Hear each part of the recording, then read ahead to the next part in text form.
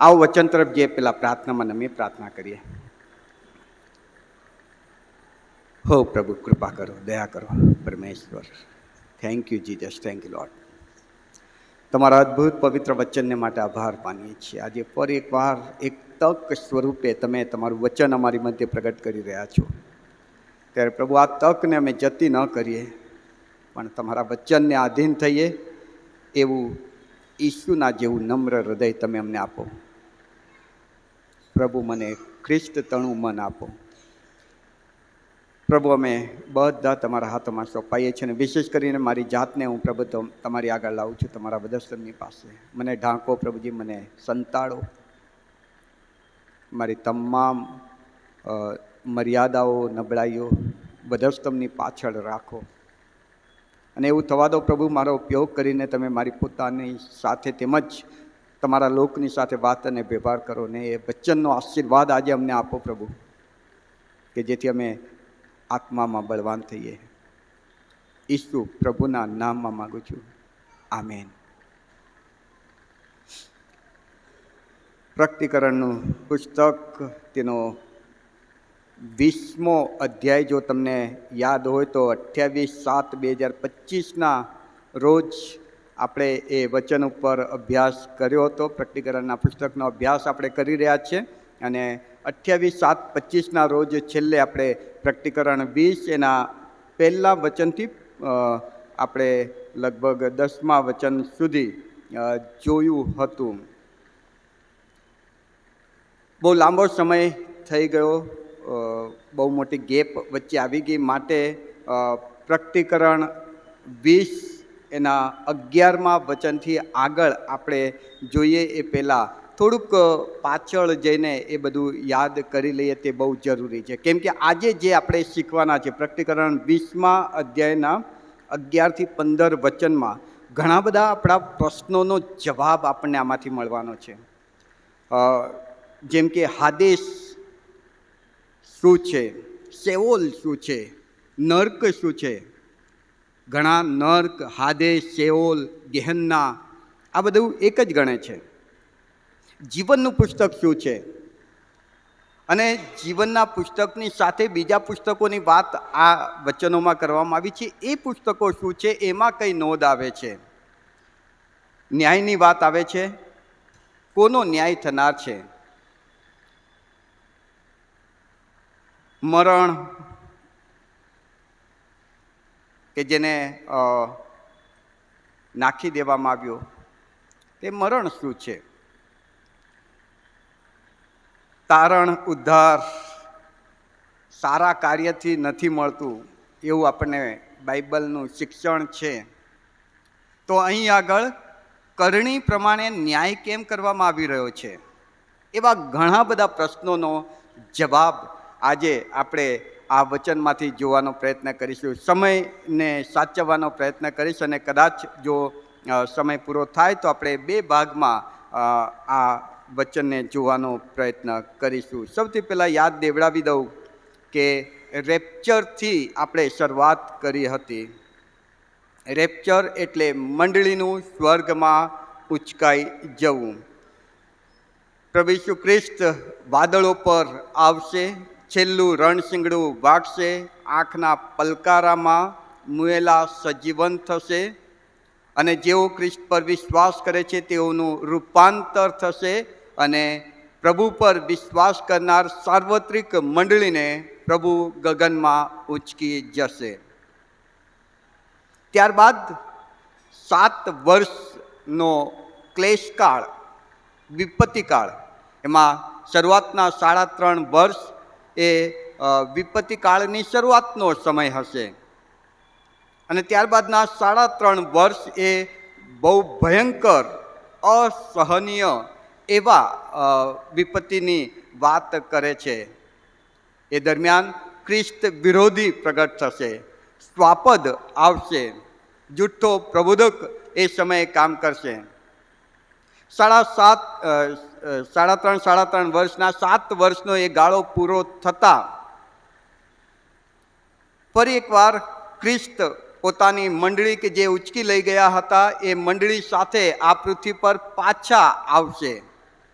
અને ત્યાં એક મહાયુદ્ધ થનાર છે કે જેમાં ઈસુ ખ્રિસ્ત અને એના લોકો, અને એ યુદ્ધમાં શ્વાપદને અને જૂઠા પ્રબોધક અથવા તો ખ્રિસ્ત વિરોધીને પકડવામાં આવશે અને એમને ન ઓલવાનાર અગ્નિની ખાઈમાં નાખી દેવામાં આવશે.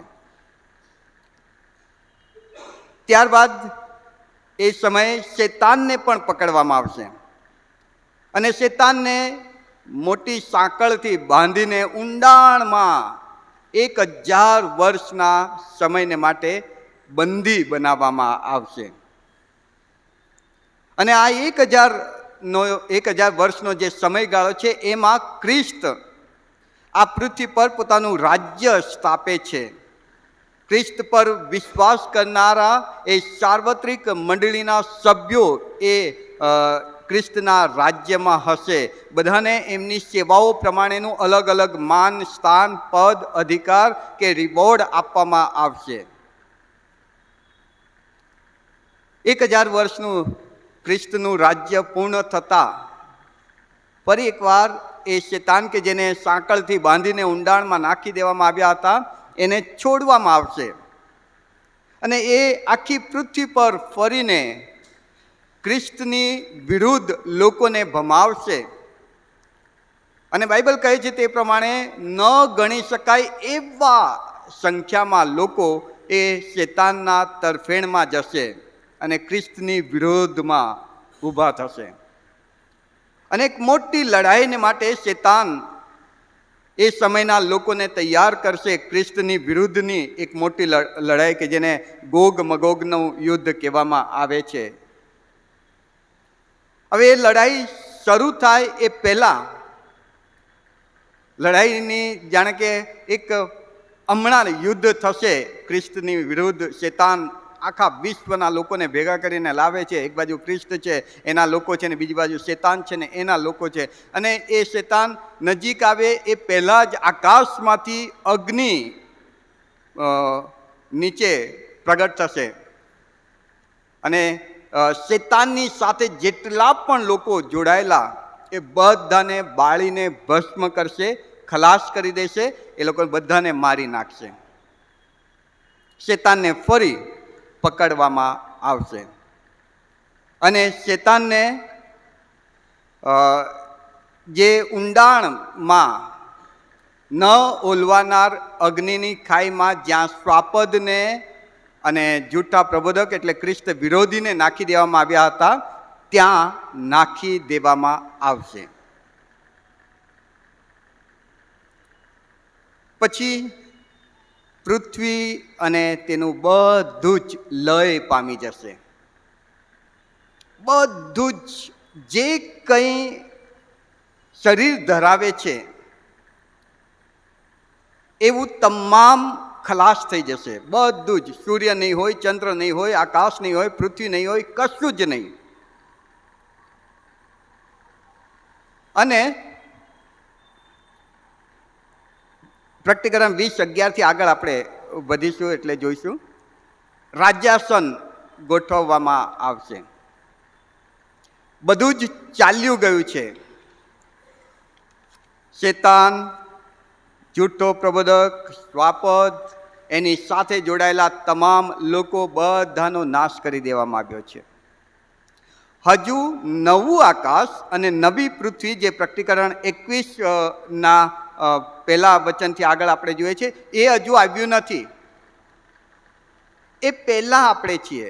એટલે હું તમને જે જગ્યા પર લઈ જવા માગું છું તે જગ્યા તમે ખાસ યાદ રાખજો કે હવે પ્રકટીકરણ 20:11-15 એવી જગ્યા છે કે જ્યાં જૂનું હતું એ બધું જ ચાલ્યું ગયું છે. નવું હજુ આવવાની તૈયારીમાં છે. એ પહેલાં જે થાય છે તે એ ન્યાય. પ્રકટીકરણના પુસ્તકનો સૌથી ડરાવનો અને સૌથી અગત્યનો અને ગમે એવું આ પોષણ. જો તમે ખ્રિસ્તને પ્રેમ કરો છો તો તમને ગમશે. પ્રકટીકરણ 20. બધું જ ચાલ્યું ગયું છે, બધું ખલાસ થઈ ગયું છે, બધું જ જતું રહ્યું છે. બીજો પિત્તર 3:10-12 પ્રમાણે બધું જે પણ શરીર ધરાવે છે એવું બધું જ ચાલ્યું ગયું છે. બધું અનક્રિએટ થઈ ગયું છે, બધું અનક્રિએટ થઈ ગયું છે. હવે ફક્ત ત્યાં ન્યાયનો સમય છે અને ન્યાયકાળ, ન્યાય જાણે કે એ ચિત્ર તમે ત્યાં પોતાને ઉપસ્થિત કરો કે મોટું રાજ્યાસન મૂકવામાં આવ્યું છે. રાજ્યાસન પર બેઠેલા એક પુરુષને આપણે જોઈ રહ્યા છીએ અને એની સમક્ષ બધા લોકો છે. આ ન્યાય થાય એ પહેલાં જે 1000 વર્ષનું રાજ્ય હતું એમાં 3 પ્રકારના લોકો હતા. એ તમે જો તમને આ સમજવામાં અઘરું પડે તો મારી આગળના યુટ્યુબમાંના જે સંદેશા છે તમે ઘરે જઈને જોજો, તો તમને આ જરા વધારે વ્યવસ્થિત સમજાશે. 3 પ્રકારના લોકો હતા. એક કે જે મંડળી ઉચકાઈ ગયેલી અને પછી એમને સ્વર્ગીય દેહ મળેલો, એ લોકો 1000 વર્ષના રાજ્યમાં હતા. બીજા કે જેમણે સતાવણી દરમિયાન પ્રભુ ઈસુનો સ્વીકાર કર્યો હતો એવા સદે આ શરીર સાથે જીવતા લોકો એ સમયે હતા. અને એ 1000 વર્ષના ગાળામાં એવા પણ લોકો હતા કે જેમણે ઈસુનો નકાર કર્યો. પણ જે પેલી અગ્નિ આકાશમાંથી ઉતરી એણે બધાને મારી નાખ્યા. જે પણ શરીર ધરાવે છે બધું જ બાળીને ભસ્મ કરી નાખવામાં આવ્યું. બધું જ અનક્રિએટ થઈ ગયું, બધું જ ચાલ્યું ગયું છે. હવે ત્યાં કશું જ નથી, કશું જ નથી. અને ન્યાયની શરૂઆત થાય છે. એક એક કલમ આપણે જોઈશું. જો પ્રભુ કૃપા આપે તો આજે આપણે 15 સુધી જઈશું ને, નહીં તો સમય જો પૂરો થાય તો આપણે 2 ભાગમાં જોઈશું. એક એક કલમ. પ્રકટીકરણ 20 અને 11મી કલમ કોઈ વાંચશો? આલ્બર્ટભાઈ પ્લીઝ. પછી મેં મોટું શ્વેત રાજ્યાસન જોયું અને તેના પર બેઠેલા પુરુષને જોયો. તેની સમ્મુખથી પૃથ્વી તથા આકાશ જતા રહ્યા અને તેઓને સારું કોઈ સ્થાન મળ્યું નહીં. જુઓ, સ્થિતિ બધું અનક્રિએટ થઈ ગયું છે, બધું ચાલ્યું ગયું છે. પણ ત્યાં જે છે પછી મેં એક મોટું રાજ્યાસન, આ મોટું શબ્દ જે છે એ શબ્દ એકચ્યુઅલી એનો આકાર નથી બતાવતા. બહુ મોટું રાજ્યાસન એવું નથી બતાવતા. મોટું શબ્દનો મતલબ એનું સામર્થ્ય, એનો અધિકાર. મોટું રાજ્યાસન એટલે એનું સામર્થ્ય બહુ મોટું, એનો અધિકાર બહુ વિશાળ છે. એ અર્થમાં અહીં આગળ મોટું શબ્દ વાપરવામાં આવ્યો છે કે મોટું રાજ્યાસન, એના અધિકારનું ક્ષેત્ર કેટલું મોટું છે. જ્યાં સુધી અનંતકાળ સુધી એ રાજ્યાસનનું જાણે કે અધિકાર ક્ષેત્ર છે. મોટું એટલે એ અર્થમાં એ શબ્દ છે. શ્વેત શબ્દ જે વાપરવામાં આવ્યો છે કે સફેદ રાજ્યાસન, એ એની પવિત્રતા બતાવે છે, એની પારદર્શકતા અથવા તો અદલ ઇન્સાફ, એની શુદ્ધતા એ બતાવે છે. શ્વેતનો મતલબ એની શુદ્ધતા, એની પવિત્રતા. એનાથી કશું જ છુપું નથી, એમાં બધું જ ચોખ્ખે ચોખ્ખું દેખાય છે. એ મોટું અને શ્વેત શબ્દ. ક્યાંક એવા અઘરા શબ્દ લાગે તો એને આપણે શીખવાનો પ્રયત્ન કરીશું. પછી કલમ 11માં એમ કહે છે કે મેં એક મોટું રાજ્યાસન જોયું ને તેના પર બેઠેલા એક પુરુષને જોયો. જ્યોતિબેને જે શાસ્ત્રપાઠ વાંચ્યો એમના બાઇબલમાં નામ લખેલું છે, આઈ થિંક. ત્યાં અહીં આગળ ફક્ત એવું લખ્યું છે કે તેના પર બેઠેલા પુરુષને જોયો, પણ તમારા શાસ્ત્રપાઠ તમે વાંચ્યું શું લખેલું છે? પછી ઈસુને, ઈસુ શબ્દ છે ને જ્યોતિબેન? ઈસુ શબ્દ છે, ઓકે. નવું જે ટ્રાન્સલેશન થઈને આવ્યું છે એમાં સ્પષ્ટ કરી દેવામાં આવ્યું છે કે રાજ્યાસન પર પ્રભુ ઈસુ બિરાજમાન થયા છે. જો કે આખું બાઇબલ તમે જુઓ તો ન્યાય કરવાનો અધિકાર દેવે ફક્ત અને ફક્ત પ્રભુ ઈસુને આપ્યો છે. બાઇબલમાં પુષ્કળ એવા રેફરન્સ અને વિશેષ કરીને નવા કરારમાં ઘણી બધી કલમો એવી છે કે જે આ રાજ્યાસન પર કોણ બેઠા છે તે સ્પષ્ટ કરી દે છે. એટલે એક વસ્તુ મગજમાં બહુ ક્લિયર કરી લેજો કે રાજ્યાસન પર બેઠેલા પુરુષ તે બીજું કોઈ નહીં પણ પ્રભુ ઈસુ ખ્રિસ્ત છે. દાનિયેલના પુસ્તકની 7મા અધ્યાયની 9 ને 10 કલમ આપણે વાંચીશું. દાનિયેલ 7, 9 અને 10. ત્યાં પિક્ચર શું છે એ બતાવવામાં આવ્યું છે. હું જોયા કરતો હતો, એટલામાં રાજ્યાસનો ગોઠવવામાં આવ્યા ને એક વયોવૃદ્ધ પુરુષ બિરાજમાન થયો.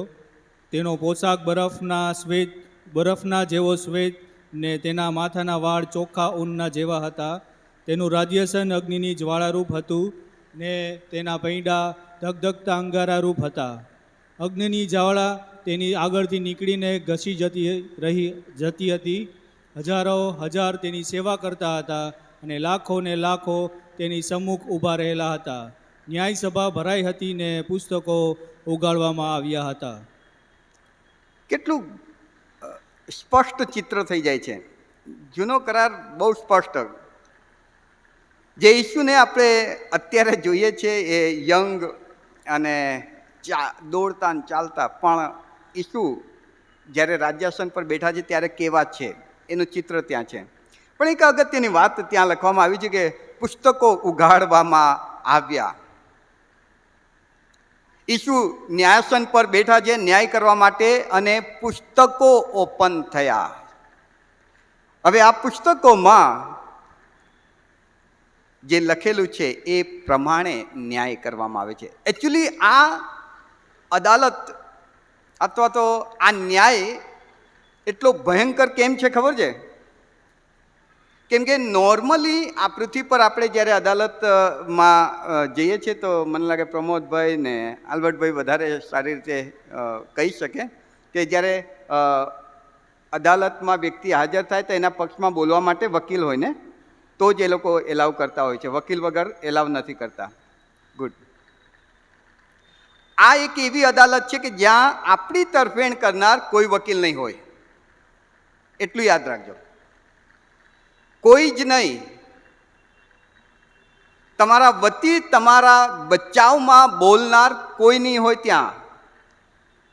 ન્યાયાધીશ રાજ્યાસન પર બિરાજમાન છે. પુસ્તકો ઉઘાડવામાં આવશે અને પુસ્તકોમાં આપણે જે કંઈ કર્યું છે શબ્દથી, વિચારથી, વર્તનથી જે કંઈ કર્યું છે બધું જ ત્યાં લખવામાં આવ્યું છે ને એ વાંચવામાં આવશે. અને વાંચતી વખતે આપણે જાણે કે ગુનેગાર ઠરીએ છીએ તો આપણા બચાવમાં બોલનાર કોઈ નથી ત્યાં. અને માટે વાલાઓ, આ જે બાબત છે એને બહુ ગંભીરતાથી લેજો. ત્યાં જે પણ વ્યક્તિઓ એ ન્યાયાસનની આગળ ઉપસ્થિત છે બધા આત્મામાં છે, શરીર નથી, આત્મા છે, આત્મા. અને માટે ત્યાં કોઈ તક નથી. માટે ત્યાં તમારા પક્ષમાં બોલનાર કોઈ નથી. માટે તમારા વતી દલીલ કરનાર પણ ત્યાં કોઈ નથી. ત્યાં માફી માંગવા માટે કોઈ તક નથી. કેમ કે હવે તમે આત્મામાં છો. તક ફક્ત ત્યાં સુધી જ છે જ્યાં સુધી તમારી પાસે આ શરીર છે. આ મગજ છે કે જેનાથી તમે વિચારી શકો છો. આ જીભ છે કે જેનાથી તમે ઈસુ જ પ્રભુ છે એવું કબૂલ કરી શકો છો. આ હાથ છે કે જે જોડીને તમે ઈસુ પાસે માફી માંગી શકો છો. ત્યાં શરીર નથી. અને માટે ત્યાં કોઈ તક નથી. અને માટે આ જરા ગંભીરતાથી આ વસ્તુને આપણે જોવાની જરૂર છે. કેમ કે ત્યાં જ્યારે ઊભા હોઈશું ત્યારે આપણા પક્ષમાં દલીલ કરનાર કોઈ નહીં હોય. ન્યાયનો દિવસ, શિક્ષાનો દિવસ, પુનરુત્થાન. એકચ્યુઅલી હિન્દીમાં એક બહુ સારો વર્ડ એના માટે વપરાયો છે, કયામત કા દિન.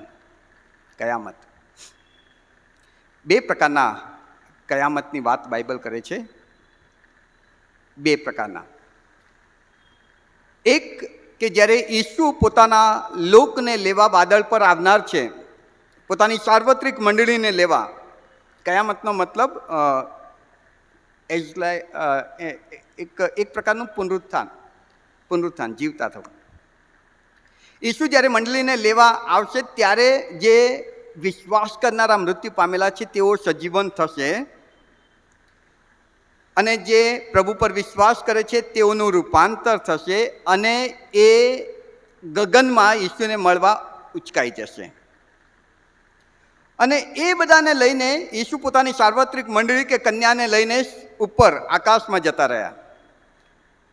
અને પછી જ્યારે 1000 વર્ષનું રાજ્ય ચલાવવા ઈસુ આવે છે ત્યારે એ બધાને લઈને આ પૃથ્વી પર આવે છે.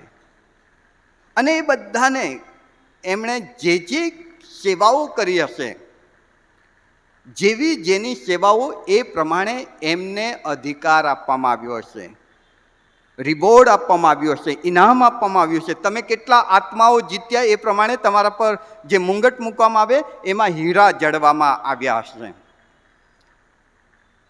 એટલે એક ન્યાય એ થયો કે જેને વિશ્વાસીઓનો ન્યાય કહેવામાં આવે છે, કે જેમાં રિવોર્ડ મળે છે, ઇનામ મળે છે, સેવાના પ્રમાણમાં નાના મોટા અધિકાર કે પદવી આપવામાં આવે છે. જેવી સેવા, જો કોઈ કે ઓછી સેવા કરી છે તો ઓછો આશીર્વાદ એ ઈસુના 1000 વર્ષના રાજ્યમાં.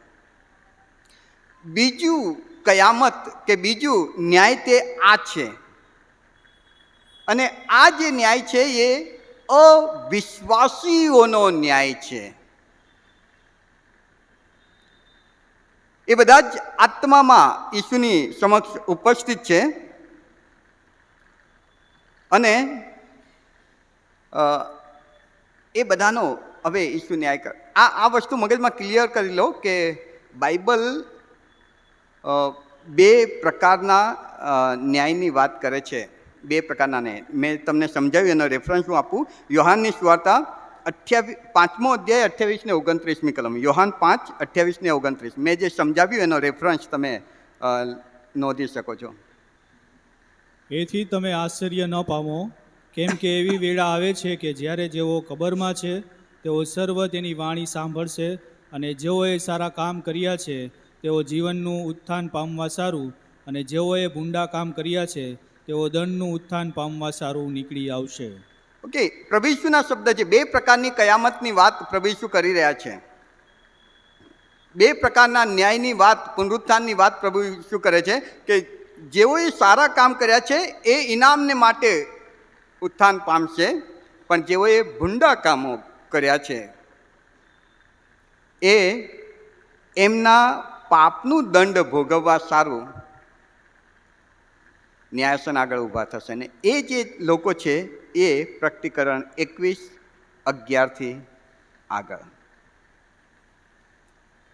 એનો મતલબ બહુ ક્લિયર છે કે આ જે ન્યાય થઈ રહ્યો છે તે વિશ્વાસી વ્યક્તિઓનો ન્યાય નથી.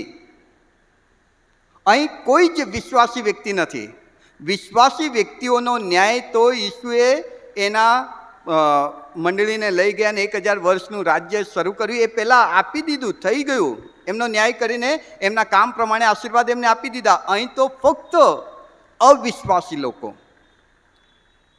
બરાબર ધ્યાનથી સાંભળજો, હું ખ્રિસ્તી શબ્દ નથી વાપરી રહ્યો, વિશ્વાસી ને અવિશ્વાસી શબ્દ વાપરી રહ્યો છું.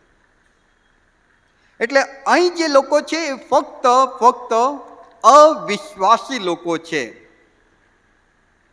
પ્રભુ ઈસુ કહ્યું કે જેઓએ ભૂંડા કામ કર્યા છે તેઓ એમના દંડને માટે ઉત્થાન પામશે. અહીં વિશ્વાસી લોકો કેમ નથી ખબર છે? કેમ કે હું જ્યારે પ્રભુ ઈસુ ખ્રિસ્તનો સ્વીકાર કરું છું ત્યારે પ્રભુ ઈસુ ખ્રિસ્ત પર વિશ્વાસ કરીને મારા બધા જ પાપો હું ઈસુ પર નાખી દઉં છું, અને ઈસુ એ પાપનું દેવું ભરતા પોતાનું પવિત્ર બલિદાન આપે છે કે તારા વતી મેં શિક્ષા ભોગવી લીધી. એટલે જ્યારે ન્યાય થશે ત્યારે તું ત્યાં નહીં હોય, કેમ કે એ વિશ્વાસી વ્યક્તિઓના તમામ પાપ ઈસુ લઈ લે છે અને બાઇબલમાં લખે સમુદ્રના ઊંડાણમાં નાખી દે છે. અને પ્રકટીકરણમાં તમે આવો તો તરત પ્રકટીકરણ કહે હવે સમુદ્ર છે જ નહીં, સમુદ્ર જ નથી તો એના ઊંડાણમાં નાખેલી વસ્તુઓ પણ નથી. એટલે વિશ્વાસી વ્યક્તિ તો બચી ગયા, એમનો ન્યાય નથી. એમને તો ઈસુએ માફ કર્યા, એ જ દિવસે એમના બધા પાપોની માફી આપી દેવામાં આવી, એ જ દિવસે એમના પાપ સમુદ્રમાં નાખી દેવામાં આવ્યા, અને પ્રકટીકરણમાં સમુદ્ર નથી. એટલે હવે એ લોકોની વાત જ અહીં નથી, અહીં તો ફક્ત અવિશ્વાસી લોકો કે જેમણે નથી માન્યું, કોઈનું નથી માન્યું, કોઈ કરતાં કોઈનું નથી માન્યું, એવા લોકો ત્યાં ઊભા છે. કેટલાક રેફરન્સ જોઈએ. બીજો પિત્તર 3 અને 10, બીજો પિત્તર 3 અને 10.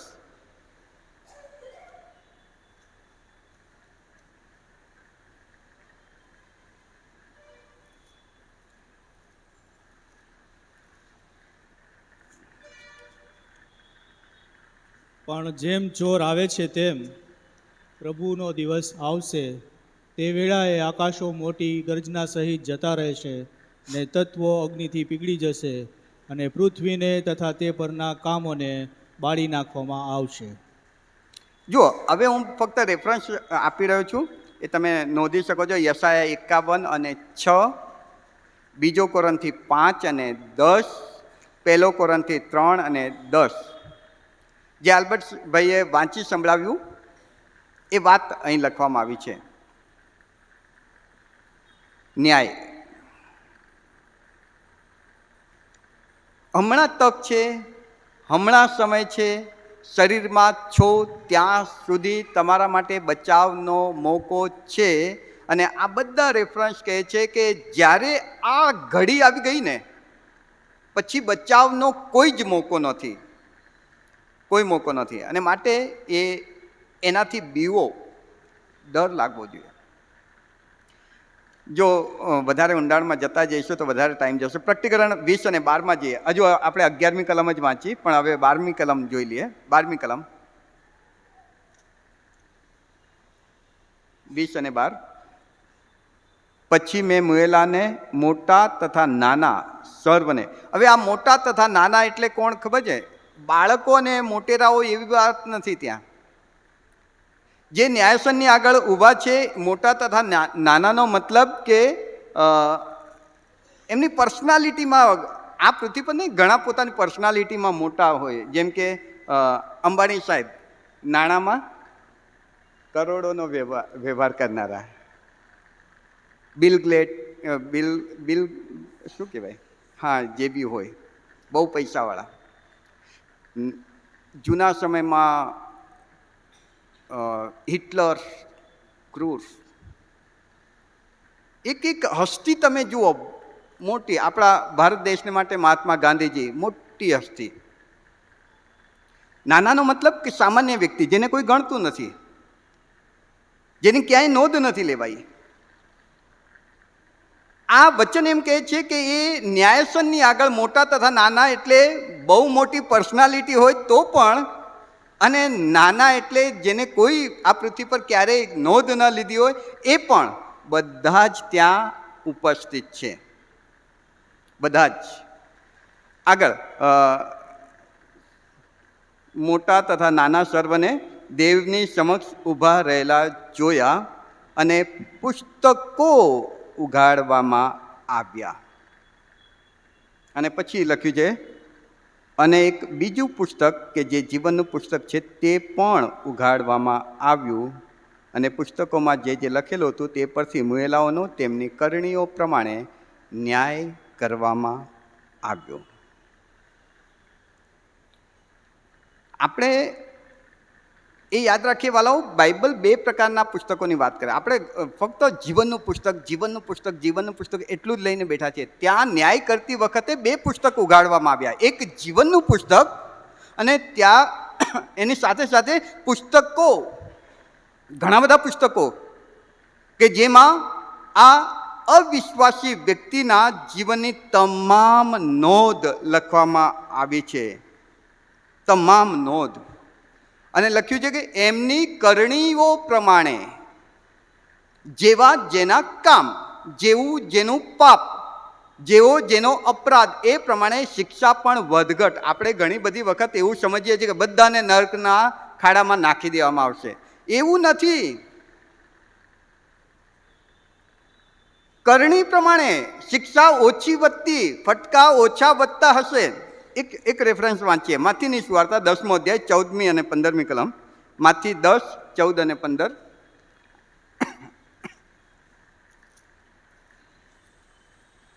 આલ્બર્ટભાઈ. અને જો કોઈ તમારો આવકાર નહીં કરે ને તમારી વાતો નહીં સાંભળે, તો તે ઘરમાંથી અથવા તે નગરમાંથી નીકળતા તમે તમારા પગ પરની ધૂળ ખંખેરી નાખો. હું તમને ખચિત કહું છું કે ન્યાયકાળે સદોમ તથા ગોમોરા દેશના હાલ તે નગરના કરતાં સહેલ થશે. જો ન્યાયકાળે સદોમ અને ગમોરાનો જે હાલ થનાર છે એના કરતાં, પ્રભુ ઈસુ ત્યાં કહી રહ્યા છે પોતાના શિષ્યોને, એના કરતાં આ લોકોનો ન્યાય, આ લોકોને શિક્ષા વધારે થશે. પહેલાં સદોમ અને ગમોરાને ઓછી થશે. એના કરતાં બીજા રેફરન્સ વાંચીએ, માથીની સુવાર્તા 11મો અધ્યાય ને 22મી કલમ. માથી 11 અને 22. વળી હું તમને કહું છું કે ન્યાયકાળે તૂર તથા સિદોનને તમારા કરતાં સહેલ પડશે. ઈસુ પોતાના સાંભળનારને કહી રહ્યા છે, તૂર તથા સિદોનને જે શિક્ષા થશે ને, તમારા કરતાં વધારે સહેલી હશે એમની. કેમ કે એમને તો ઈસુ બોલી નતા રહ્યા એમની સામે. તમારી સામે ઈસુ બોલી રહ્યા છે અને તમે ઈસુને નકારી રહ્યા છો. માર્કની સુવાર્તા 12મો અધ્યાય 38-40. માર્ક 12:38-40. અને તેણે બોધ કરતાં તેઓને કહ્યું કે શાસ્ત્રીઓથી સાવધાન રહો. તેઓ જામા પહેરીને ફરવાનું તથા ચોટાઓમાં સલામો તથા સભાસ્થાનોમાં મુખ્ય આસનો તથા જમણવારમાં મુખ્ય જગાઓ ચાહે છે. જેઓ વિધવાઓના ઘર ખાઈ જાય છે ને ઢોંગ કરીને લાંબી પ્રાર્થનાઓ કરે છે, એઓને વિશેષ સજા મળશે. એઓને વિશેષ વધારે. એ વિધવા બેન કે જે અવિશ્વાસી છે એના કરતાં એ વ્યક્તિ કે જે વિધવા બેનને સતાવનાર, એના ઘર ખાઈ જના છે, એને વિશેષ વધારે સજા થશે. એટલે સજા પણ વધઘટ છે. જેમ વિશ્વાસી વ્યક્તિઓને ઈસુએ જ્યારે 1000 વર્ષના રાજ્યકાળમાં રિવોર્ડ આપ્યો, વધઘટ આપ્યું. તમે 5 આત્મા જીત્યા છો તો તમને એ પ્રમાણેનું માન આપવામાં આવ્યું. તમે 10 આત્મા જીત્યા છો તો તમને એ પ્રમાણેનું માન આપવામાં આવ્યું, એ પ્રમાણેનો અધિકાર. એવી જ રીતે શિક્ષામાં પણ જેણે જેવું કર્યું છે. લુકની સુવાર્તા 12મો અધ્યાય 47 ને 48 કલમ. લુક 12:47 ને 48. જે દાસ પોતાના ધણીની ઈચ્છા જાણ્યા છતાં પોતે સિદ્ધ થયો નહીં હોય અને તેની ઈચ્છા પ્રમાણે વર્ત્યો નહીં હોય, તે ઘણો માર ખાશે. પણ જેણે અજાણતા ફટકા યોગ્ય કામ કર્યું હશે તે થોડો જ માર ખાશે. જે કોઈ યસ, થોડો અને ઘણો માર તો પડશે, શિક્ષા તો થશે, પણ જે અજાણતામાં ફટકા યોગ્ય કામ કર્યું છે એને થોડો માર મારવામાં આવશે. અને જે જાણ્યા પછી પણ, જોયા પછી પણ, સમજ્યા પછી પણ એને ઘણો માર મારવામાં આવશે. બહુ અગત્યની કલમ. હિબ્રુઓનો પત્ર 10મો અધ્યાય ને 29મી કલમ. હિબ્રુ 10 અને 29. તો જેણે દેવના પુત્રને પગ તળે છૂંદો છે ને કરારના જે રક્તથી પોતે પવિત્ર થયો હતો તેને અશુદ્ધ ગણ્યું છે અને કૃપાના આત્માનું અપમાન કર્યું છે, તે કેટલી બધી સખત સજાને પાત્ર ગણાશે, તે વિશે તમે શું ધારો છો? તમે શું ધારો છો? શિક્ષા વધઘટ છે. અજાણતામાં ફટકા યોગ્ય કામ કર્યો હશે, થોડા ફટકા પડશે. જાણી જોઈને કરેલું હશે એને વધારે ફટકા પડશે. પણ ઈબ્રુઓનો પત્ર 10:29 કહે છે, પણ જેણે દેવના પુત્ર ઈસુ ખ્રિસ્તને જોયા પછી, જાણ્યા પછી, સમજ્યા પછી, એના વિશે બધું જ માહિતી મેળવ્યા પછી પણ એ ઈસુને પોતાના પગ તળે છૂંદે છે. એ ઈસુને ઠોકર મારીને એમ કહે છે કે ના કિસને દેખા. એવું જે કરે છે, તમે એના વિશે શું ધારો છો?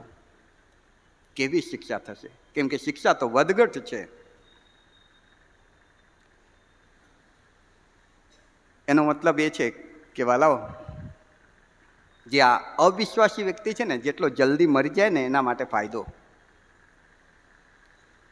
કેમ કે જેટલું લાંબુ જીવશે એટલા વધારે પાપ કરશે, અને જેટલા વધારે પાપ કરશે એટલી વધારે શિક્ષા થશે. એના કરતાં ઓછું જીવ, ઓછા પાપ કર, મરી જા તો ઓછી શિક્ષા થશે. કેમ કે રોમનોનો પત્ર એમ કહે છે, રોમનોનો પત્ર 2 અધ્યાય 5 અને 6 અને 9, 5, 6 અને 9. તું તો તારા કઠણ તથા તારા પશ્ચાતાપરહિત અંતકરણ પ્રમાણે તારે પોતાને સારું કોપના તથા દેવના યથાર્થ ન્યાયના પ્રગટીકરણને દિવસે થનાર કોપનો સંગ્રહ કરે છે. તે દરેકને પોતપોતાની કરણી પ્રમાણે ફળ આપશે. 9મી કલમ. તેઓમાં ના ભૂંડું કરનાર દરેક માણસના ઉપર કોપ તથા ક્રોધ, વિપત્તિ તથા વેદના આવશે, પ્રથમ યહૂદી પર અને પછી ગ્રીક પર.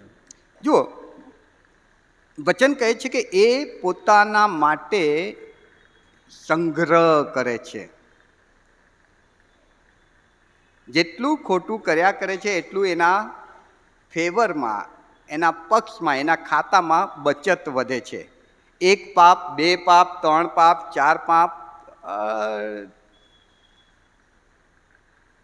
જેટલું જીવશે એટલા પાપ, અને જેટલા પાપ એટલી શિક્ષા. જીવનનું પુસ્તક ઉઘાડવામાં આવ્યું. હું રેફરન્સ આપી દઉં. બહુ બધા રેફરન્સ છે એટલે કદાચ તમારે લખવા હોય તો લખી લેજો. દાનિયેલનું પુસ્તક 12મો અધ્યાય 1-2 કલમ, માલાખી 3 અને 16, લૂક 10 અને 20, પ્રકટીકરણ 3, 13, 17 ને 22મી કલમ, ફિલિપી 4 અને 3જી કલમ, હિબ્રુ 12 અને 23મી કલમ.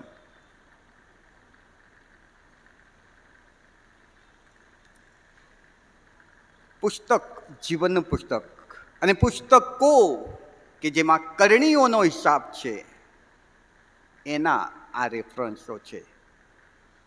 એ શું છે એ આ રેફરન્સોમાં લખેલું છે. મારી પાસે સમય ઓછો છે એટલે એ રેફરન્સો અત્યારે વંચાવડાવતો નથી, પણ ઘરે જઈને વાંચજો વાલાઓ. આત્મા ધ્રુજી ઉઠશે. દરેકનો એમના કામ પ્રમાણે ન્યાય થઈ રહ્યો છે. કેમ કે જીવનનું પુસ્તક ઉગાડવામાં આવ્યું ને જીવનના પુસ્તકમાં જેનું નામ નથી મળ્યું, એનો મતલબ કે એણે ઈસુનો સ્વીકાર નથી કર્યો. જો ઈસુનો સ્વીકાર નથી કર્યો, જીવનના પુસ્તકમાં એનું નામ નથી, તો એ પુસ્તક બાજુ મૂકી દેવામાં આવે છે અને પછી બીજા પુસ્તકો ઉગાડવામાં આવે છે.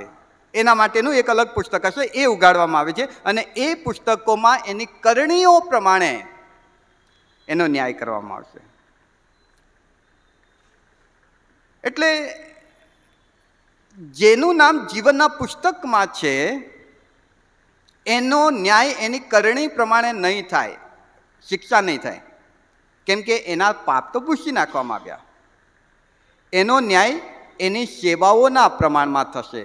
એનું નામ જીવનના પુસ્તકમાં છે, પણ જીવનના પુસ્તકમાં જે નથી એનો ન્યાય એની કરણીઓ પ્રમાણે, એટલે બીજા પુસ્તકો એના માટેનો જે પુસ્તક હોય એ ઉગાડવામાં આવે છે, ને એમાં એનો ન્યાય થઈ રહ્યો છે. અને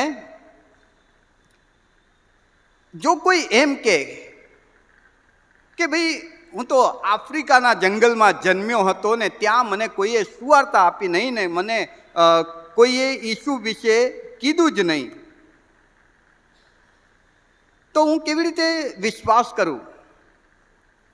અને જો વિશ્વાસ નહીં કરું તો જીવનના પુસ્તકમાં મારું નામ નથી આવતું, તો પછી જીવનના પુસ્તકમાં મારું નામ નથી તો મારો ન્યાય કેવી રીતે થાય છે? કરણી પ્રમાણે.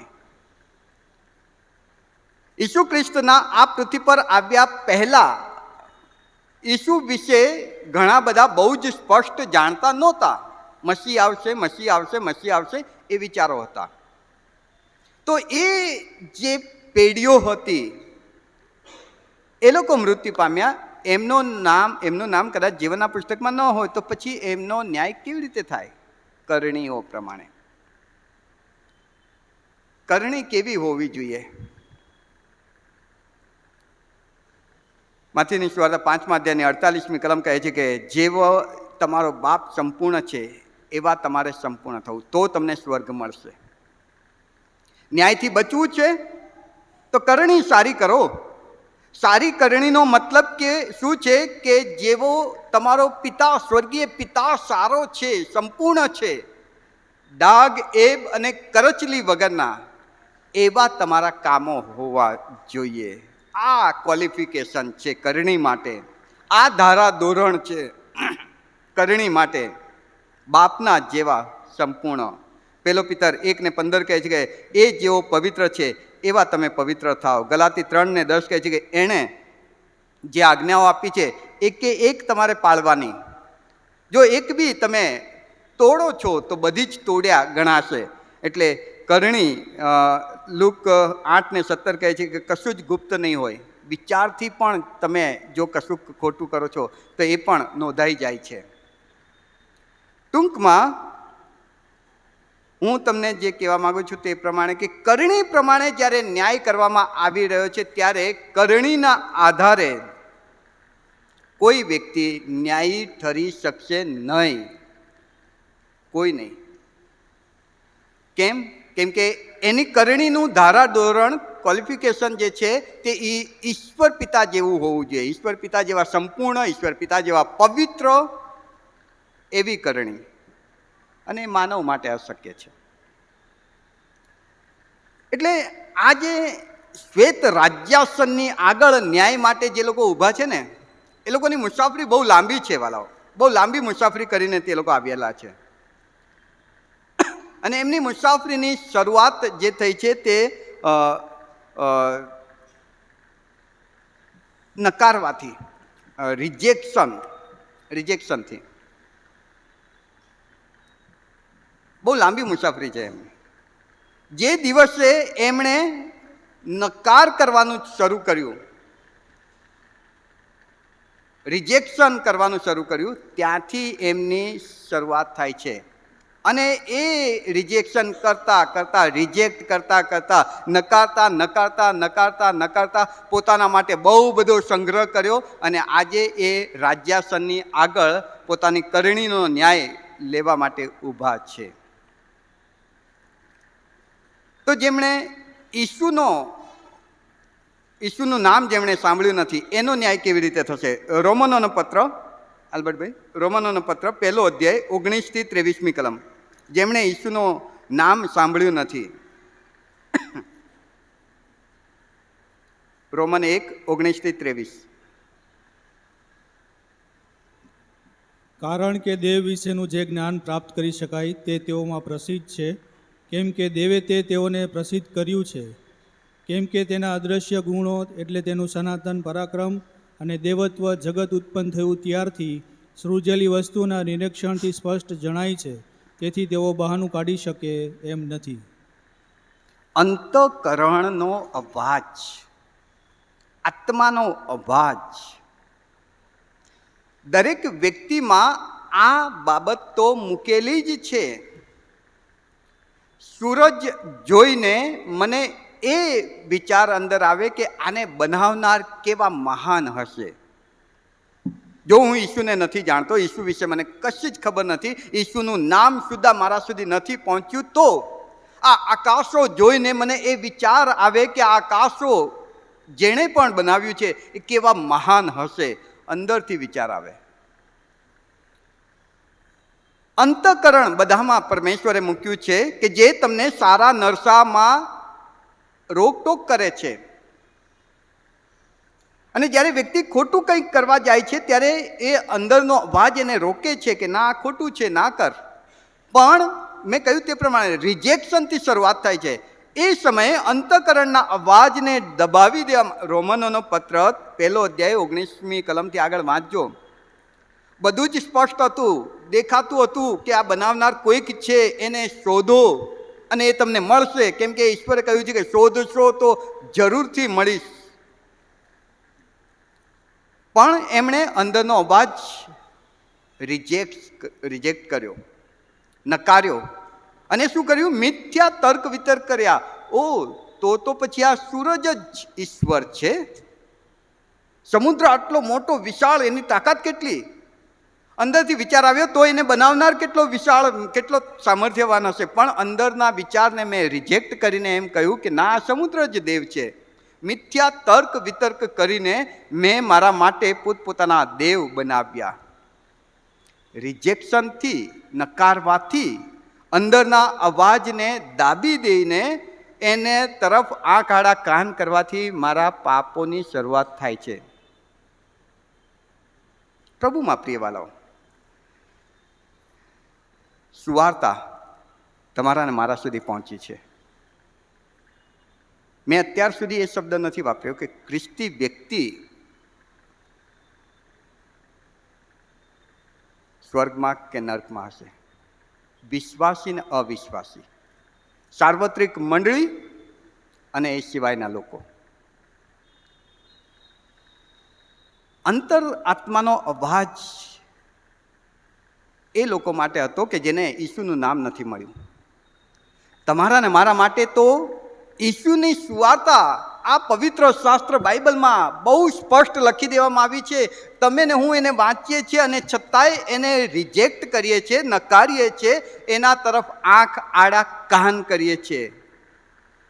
જાણે કે ખ્રિસ્તને હું મારા પગ તળે છૂંદું છું. કેવી મોટી ભયંકર શિક્ષાને માટે હું પોતાને ઉપસ્થિત કરી રહ્યો છું. સાક્ષીઓ, સાજાપણાની વાત આપણે કરીએ છીએ કે ફલાણી જગ્યાએ એક મોટી ક્રુઝેડમાં બસ વક્તા આમ કરતા હતા ને લોકો સાજા થઈ જતા હતા. અલ્યા ભાઈ, મારી બેન, તારો આત્મા સાજો થયો છે? તું સાજો થયો છે? એ સાક્ષીઓ પણ તમને આમ ટકોરા મારી મારીને કહે છે, પણ એને પણ રિજેક્ટ કરીએ છીએ, એને પણ નકારીએ છીએ. ઓકે, થાય છે, તાળી પાડો, હાલેલુયા, ઓ ગુડ, વેરી ગુડ. મેં હજુ પ્રભુને જીવન નથી સોંપ્યું. દેવના વચનો દર રવિવારે તમારી ને મારી સમક્ષ પોકારવામાં આવે છે. અરે દરરોજ ઉપલી મેળીમાં વાંચીએ છીએ, ખાલી વાંચીએ છીએ, જીવન સોંપ્યું નથી. મારા ભાઈ, મારી બેન, દફન વિધિમાં હાજર થઈએ છીએ, બોક્સમાં મૂકેલા વ્યક્તિને જો મરી ગયો. ભાઈ બેન, તું પણ મરવાની ને તું પણ મરવાનો. તો આજે આત્માનો વિચાર તો કરી લે. તો આજે એ ખુલ્લી કબર, એ ખુલ્લી પેટી તને ને મને ચેતવે છે. તે પ્રભુના વચનને નકાર્યો, તે સાક્ષીઓને નકાર્યા, તે સુવાર્તાને નકાર્યો, તે ઉપદેશને નકારે છે. બધું જ તું નકારે છે. આ ખુલ્લી કબર તો જો, કોઈ અમરપટ્ટો લઈને આવ્યા નથી. એ ચેતવે છે અને છતાંય એને રિજેક્ટ કરું છું. છતાંય એના દફનવિધિ સમયે આમ શું કે દુઃખ વ્યક્ત કરવાનું, મરી ગયો, મરી ગયો, મરી ગયો, બસ આટલું જ. હું મરીશ એ તો નહીં. હું તો જાણે અમરપટ્ટો લઈને આવ્યો છું ને એ રીતે જીવવાનો. હે જીવ, ખા પી.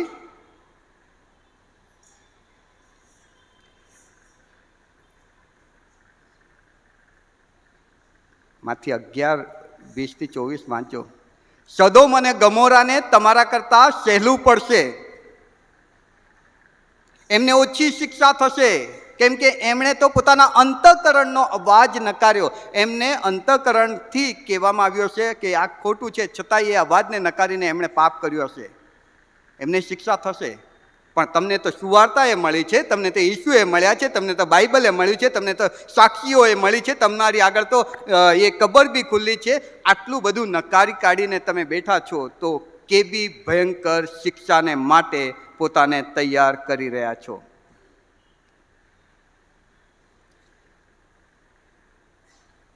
બહુ લાંબી મુસાફરી કરીને આ જે ન્યાયાસનની આગળ જે ઊભા છે ને, બહુ લાંબી મુસાફરી. સૌથી પહેલાં અંતરના આત્માને નકારીને શરૂઆત કરી હતી એ મુસાફરીની. પછી ઈસુને નકાર્યા, સન્ડે સ્કૂલના શિક્ષણને નકાર્યા, યુથના શિક્ષણને નકાર્યા. સોરી, 20મા અધ્યાયની 13મી કલમમાં આવીએ.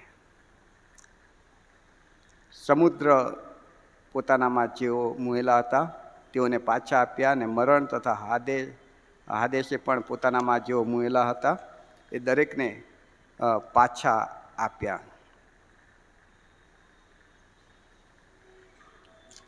અ 13, 14, 15 વચન. આપણો સમય પૂરો થયો છે એટલે એ કદાચ નેક્સ્ટ જોઈશું. પણ વાલાઓ, રિજેક્શનથી શરૂઆત થાય છે, નકારવાથી. આજે કદાચ તમે વિચાર કરો, તમારું કોઈ જગ્યાએ જવાનું પ્લાનિંગ કેમ નહીં થયું? આજે તમે અહીં કેમ બેઠા છો? ઈસુનું કોઈક આયોજન છે, અને ઈસુનું આયોજન એ છે કે આજે તમે પ્રભુ ઈસુનો સ્વીકાર કરી લો. પણ જો આને પણ તમે નકારો છો, અત્યાર સુધી એ અંતર આત્માના અવાજને નકારતા રહ્યા, સાક્ષીઓને નકારતા રહ્યા, સુવાર્તાને નકારતા રહ્યા, વચનને નકારતા રહ્યા. આજે કદાચ ઈસુએ જાણી જોઈને બીજું બધું જ બાજુ મૂકીને તમારા પર ફોકસ કરીને તમને આ એના પવિત્ર ભવનમાં લાવીને બેસાડ્યા છે, એટલા માટે કે આજે તમે એટલીસ્ટ આજે તમે એનો નકાર નહીં કરો. કદાચ આ છેલ્લો ટકોરો હોય.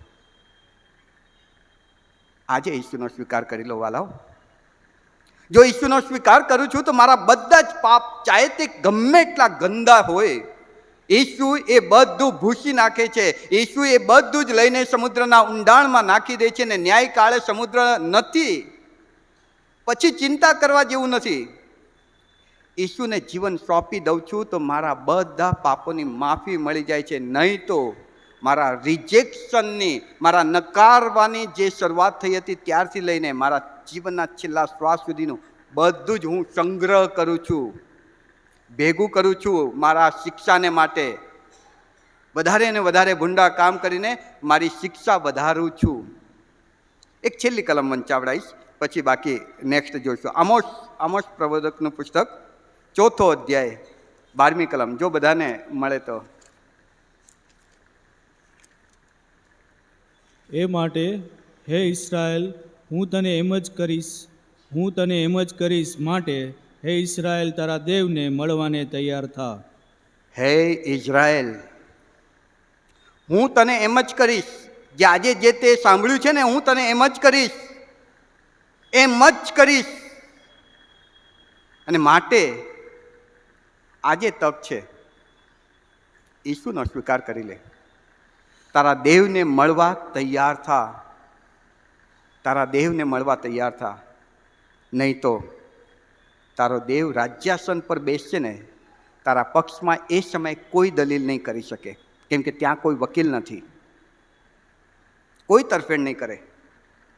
બસ પુસ્તકો ઉઘાડવામાં આવશે, વાંચવામાં આવશે, એ પ્રમાણે ન્યાય કરવામાં આવશે, અને એ પ્રમાણે ઓછી વધતી જે પણ આપણા કામો હશે, જેટલું નકાર્યું હશે, બધા જ પ્રમાણે શિક્ષા કરવામાં આવશે.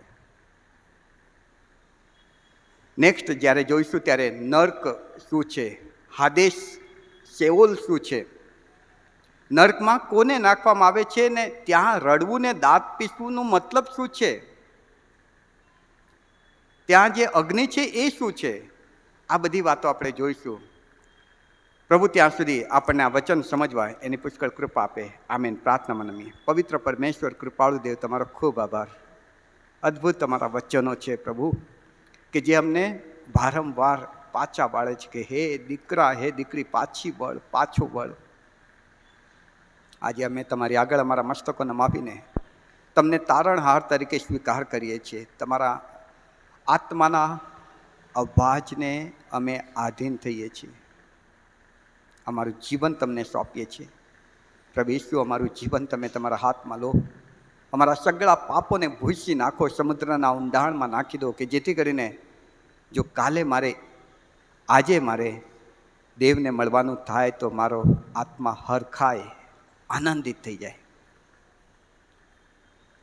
ઈસુના નામમાં અમારી પ્રાર્થના સાંભળો અને સ્વીકારો. આમેન.